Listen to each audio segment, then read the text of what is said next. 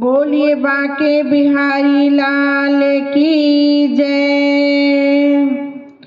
कृष्ण बांसुरी बजा के दिल लुभावल कर, रागिनी सुनावल करना।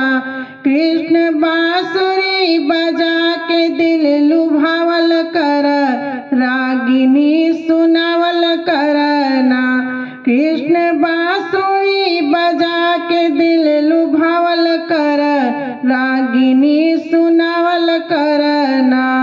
वृंदावन में नंदलाल संग में लेके ग्वाल बाल, वृंदावन में नंदलाल लेके संग में ग्वाल बाल। नाच नाच के सखिन के दिल रिझावल कर, रागिनी सुनावल करना।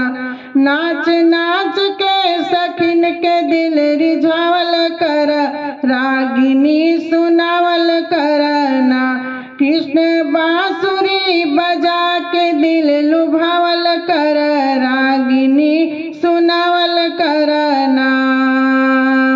रास जब हरि रचावे देवता फूल बरसा, रास जब हरि रचावे देवता फूल बरसा।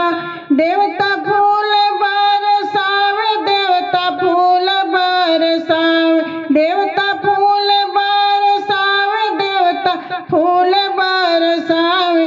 फूल रात में आकाश से गिरावल करे, रागिनी सुनावल करे ना।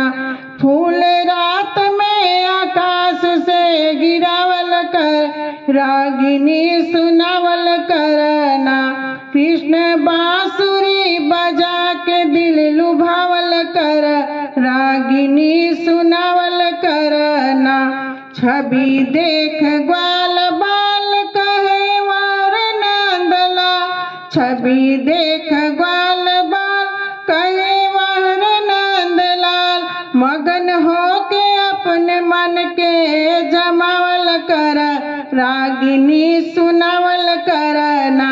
मगन हो के अपने मन के जमावल कर, रागिनी सुनावल करना। कृष्ण बांसुरी बजा के दिल लुभावल कर, रागिनी सुनावल करना। महादेव कहे भाई करूं कहाँ तक बड़ाई, एक भक्त कहे भाई करूं कहाँ तक बड़ाई, करूं कहाँ तक बड़ाई, करूं कहाँ तक बड़ाई। मन जान सदा अब तक लुटावल कर, रागिनी सुनावल करना। मान जान सदा अब तक लुटावल कर, रागिनी सुनावल करना। कृष्ण बांसुरी बजा के दिल लुभावल कर, रागिनी सुनावल करना।